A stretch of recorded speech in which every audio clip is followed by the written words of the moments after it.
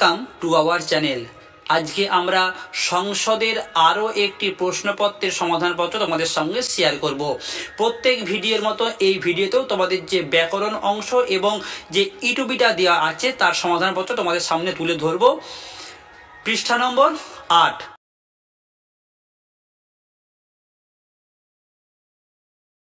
আসছি প্রশ্নতে। প্রথম প্রশ্ন 2.4.1 বিভক্তি ও অনুসর্গের মধ্যে পার্থক্য লেখো। এই প্রশ্নের উত্তরটা আমি একাধিক সেটে ইতিমধ্যে তোমাদের জানিয়েছি, আরও একবার তোমাদের জানিয়ে দিই।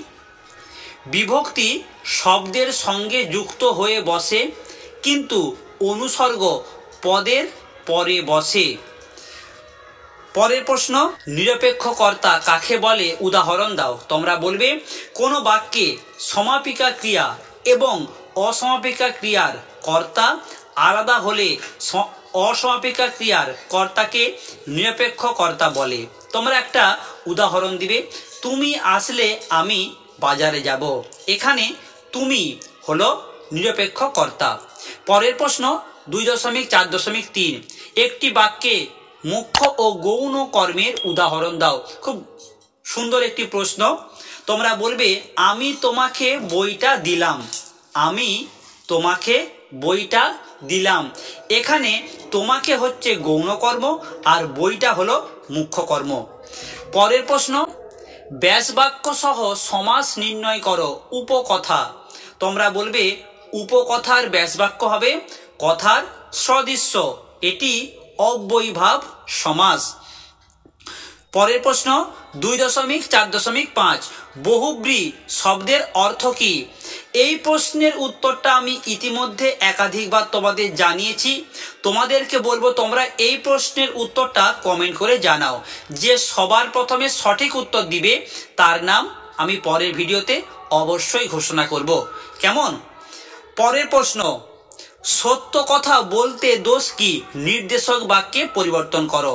তোমরা বলবে সত্য কথা বলতে দোষ নেই। পরের প্রশ্ন, মানুষের প্রতি বিশ্বাস হারানো উচিত নয়। অনুজ্ঞাবাচক বাক্যে তোমরা বলবে মানুষের প্রতি বিশ্বাস হারিও না।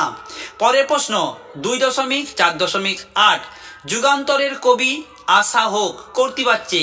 তোমরা বলবে যুগান্তরের কবি এসো। পরের প্রশ্ন, মেসো গল্পটি নিয়ে চলে গেলেন।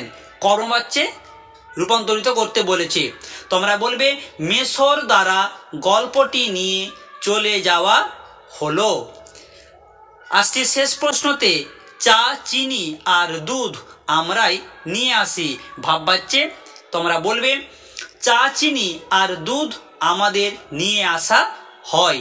এরপর আসছি 9 দাগের বঙ্গানুবাদ। চলিত গদ্যে বঙ্গানুবাদ করো। এখানে বলা আছে we are living in an age of science. আমরা বিজ্ঞানের যুগে বাস করছি। Science has discover and invented many things. বিজ্ঞান অনেক জিনিস আবিষ্কার ও উদ্ভাবন করেছে। We use them our daily life for our comfort and convenience. আমরা আরাম ও সুবিধার জন্য আমরা ওইগুলি দৈনন্দিন জীবনে ব্যবহার করি। তারপর electricity is one of the greatest and most important gifts of science to man. মানুষের কাছে বিজ্ঞানের সবচেয়ে বড় ও গুরুত্বপূর্ণ উপহারটি হলো বিদ্যুৎ।